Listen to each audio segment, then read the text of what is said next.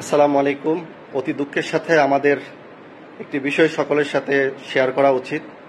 আমরা বাংলাদেশের মানুষ অনেক কষ্টে অনেক কিছুই, কিন্তু এই বাংলাদেশের মানুষ ইতিহাসে বিভিন্ন কিছু নিয়ে সাক্ষী হয়ে আছে। বিশেষ করে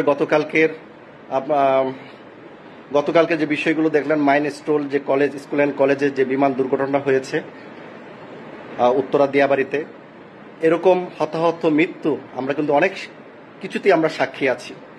বাংলাদেশে 2013 সালে রানা প্লাজা ধ্বংস, হাজার হাজার মানুষের মৃত্যু আমাদের দেখতে হয়েছে।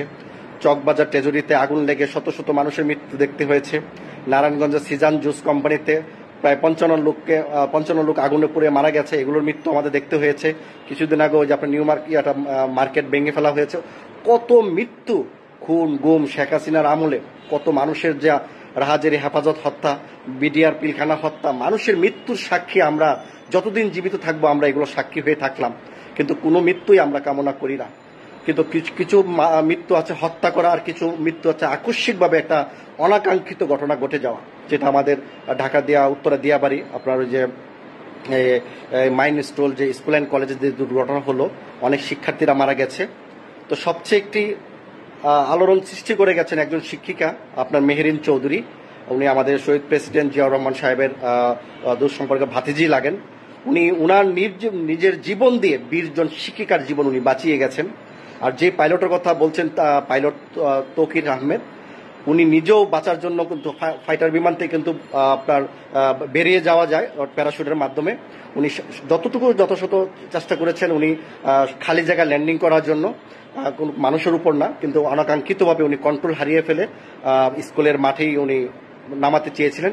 কিন্তু দেখেন, ওনার নিজের জীবনটা কিন্তু আগে, আমরা যখন আর্মিতে ট্রেনিং করেছি, আগে নিজে বাঁচবো, পরে অন্যকে বাঁচার সুযোগ করে দেব, নিজে মরে অন্যকে বাঁচাবো না। কিন্তু উনি নিজেও মরে গেল, অন্যকেও মারলো, কিন্তু উনি নিজে বাঁচতে পারতো, কিন্তু না, ওনার নিজের জীবন দিয়ে বুঝাইতে চেয়েছে যে অন্যের জীবন ধ্বংস হোক, সেটা উনি কখনোই চাই না। ওনাকে বাঁচাতে যে উনি নিজেও ধ্বংস হয়েছে, মানে উনি মারা গেছে।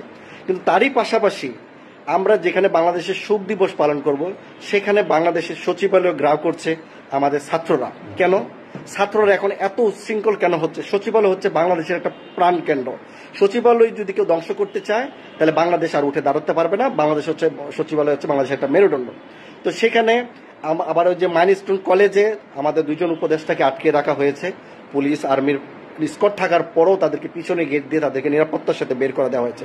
এগুলো সরকারের কি দোষ? একটা বিমান অ্যাক্সিডেন্ট হয়েছে, দেখি কেউ কি বলে দিচ্ছে?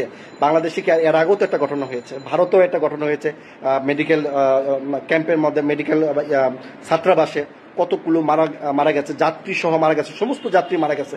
এগুলো অনাকাঙ্ক্ষিত ঘটনা, কেউ কারোর জন্য এগুলো জড়িত থাকে না। আমি শুধু একটি কথা, সচিবালয়ে যারা আক্রমণ করতে গিয়েছে এবং পুলিশ আর্মির মানে পাল্টা আক্রমণে তারা এখান থেকে পালিয়ে গেছে ছাত্ররা, আমি ছাত্রদের উদ্দেশ্য করে বলতে চাই, যারা সত্যিকার অর্থে ছাত্র, যারা ব্রিলিয়ান্ট ছাত্র, যারা বাবা মার কষ্টের পয়সাতে তারা কলেজে পড়াশোনা করো, আমি তাদের উদ্দেশ্য বলছি। আর যারা কলেজে আসছো বাউত্রামি করার জন্য, নোংরামি করার জন্য, নেতা হওয়ার জন্য, গাঁজা ইয়াবা খাওয়ার জন্য, দুর্নীতি করার জন্য, তাদের কাছে আমার এই ভিডিওটা ভালো লাগবে না। কারণ কি, আজকে এই সরকারের কাছে আমি বিচার দিচ্ছি এই ছাত্রদের ব্যাপারে। এই এখন যারা সচিবালয়ে গ্রাহ করতে গেছে, তাদের কি কোনো বিচার হবে কিনা? তাদের কি শিক্ষা সার্টিফিকেট বাতিল হবে কিনা?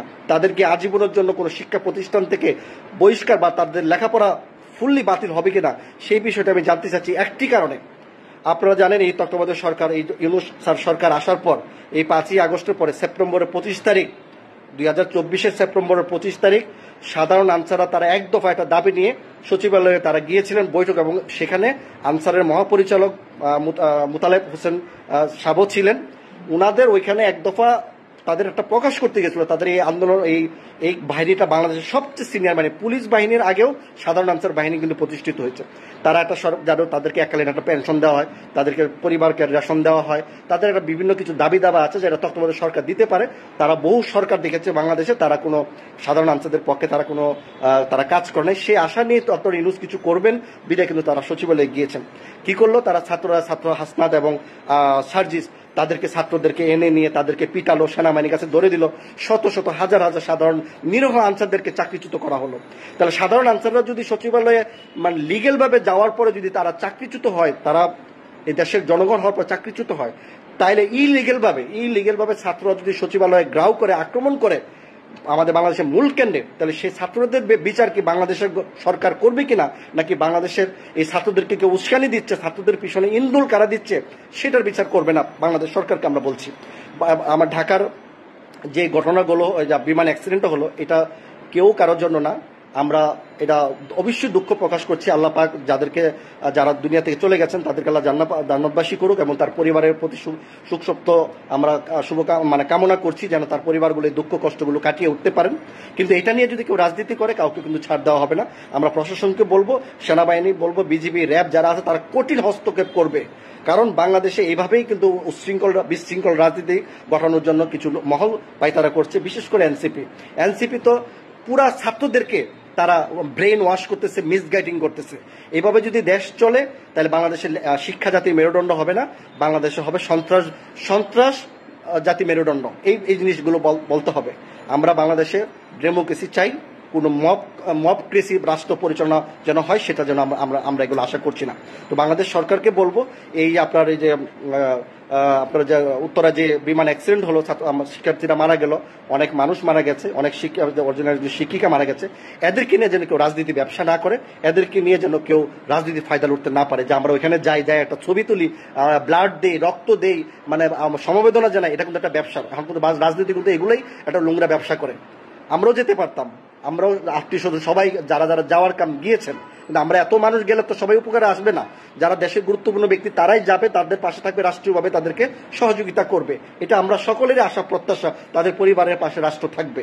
কিন্তু এটা নিয়ে যেন কোনো ছাত্র বা কোনো রাজনৈতিক দল যেন কোনো অশুভ বার্তা দিয়ে বা তাদের নিজের স্বার্থ উদ্ধারের জন্য কোনো ফায়দা লুটতে না পারে, তাই সকল দেশের নাগরিকের প্রতি আমার এই শুভ বার্তাটা রইল, অনুরোধ রইল।